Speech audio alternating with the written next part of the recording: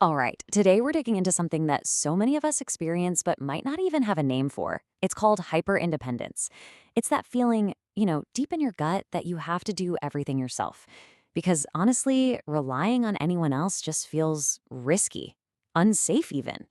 I mean, does that ring a bell? Your to-do list is a mile long, you're stretched so thin you could snap, but the thought of actually asking for help? Oh man, that sounds even more exhausting than just pushing through it alone. If you're kind of nodding your head right now, trust me, you are in very good company. And we're about to get into exactly why that feeling is so powerful. So, what exactly is this thing? It's so important to get this straight right away.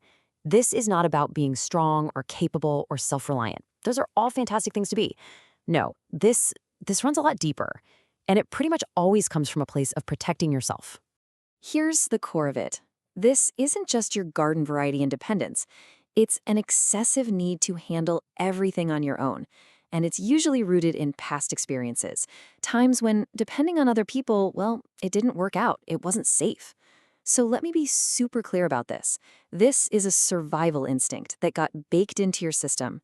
It is not, and I repeat, not a flaw in your personality. And this whole thing gets locked in on a brain level, which is wild. First, the survival part of your brain goes on high alert for any sign of being let down. Then, just thinking about asking for help can spike your stress hormones, like cortisol. And that just reinforces the feeling that, yep, see, asking for help is dangerous.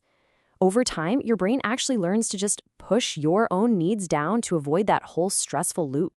Now, here's the thing. For a long time, this hyperindependence probably worked for you. It worked really well. The best way to picture it is like a suit of armor. Sure, it was heavy, but it kept you safe, right? It helps you get through some tough stuff.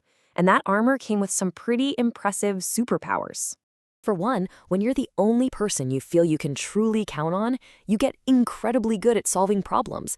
You're the master of figuring things out, fast and on your own. You basically become your own personal crisis manager.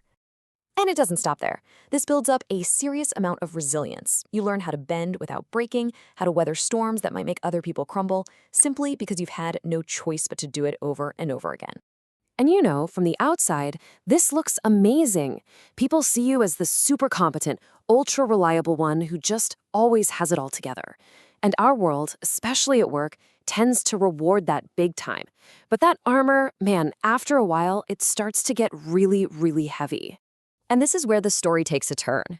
Because that very same armor that protected you for so long, it slowly starts to feel more like a cage. The price of carrying that weight all by yourself, year after year, is huge. And eventually, it starts to take its toll. First up, the big one, burnout. It's pretty much inevitable. Our brains, our bodies, our entire nervous systems, they're just not designed to run at 110% capacity 24/7 with zero support. Something's got to give. And here is the really brutal irony. You can be in a room full of people who genuinely care about you and feel completely, totally alone. Because the very walls you built to keep out the pain also end up blocking out real, genuine connection. This all creates this awful, self-fulfilling cycle. You're overwhelmed because you're doing it all, but asking for help feels so fundamentally unsafe that you just keep quiet and push harder. And all that does is reinforce that deep down belief that, see, I really am all alone in this. So, what's the alternative? And I want to be really clear. The goal is not to become weak or needy or dependent. It's about moving toward a healthy, balanced kind of independence. And when you see them side by side, the difference is just night and day. Okay, check this out. Healthy independence comes from a place of confidence. Confidence in yourself and in your judgment of who you can trust. It's about asking for help when it's smart. It's open to connection.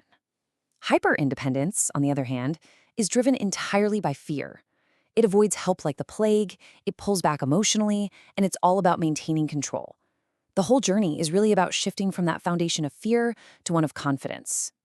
Right. So how in the world do we start to lighten that armor without feeling totally exposed and vulnerable? The absolute key is to start small. We're talking tiny, manageable steps that feel safe enough for your brain to even try. This is not about some huge, dramatic change overnight. It always starts with just noticing, with awareness. Just gently, without judging yourself, start asking these questions.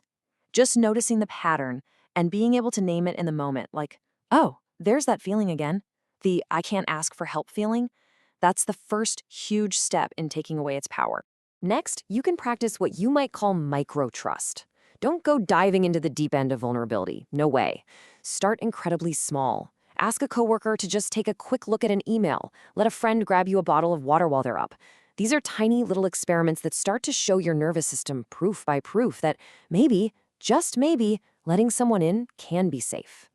And this reframe is everything. For so long, your brain has been shouting that asking for help is weak. We have to consciously and deliberately replace that old story. When you start to see it not as weakness, but as an act of incredible courage, as a bridge to other people, it is a complete game changer. Because ultimately, the goal isn't to swap your self-reliance for dependency. It's to build something that's actually way stronger and way more sustainable in the long run. It's called interdependence.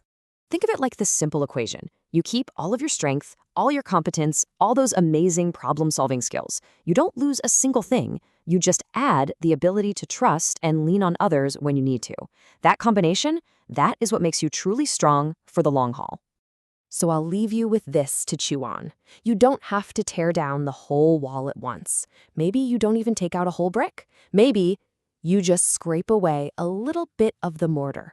What is one tiny way you could let just a little bit of support in today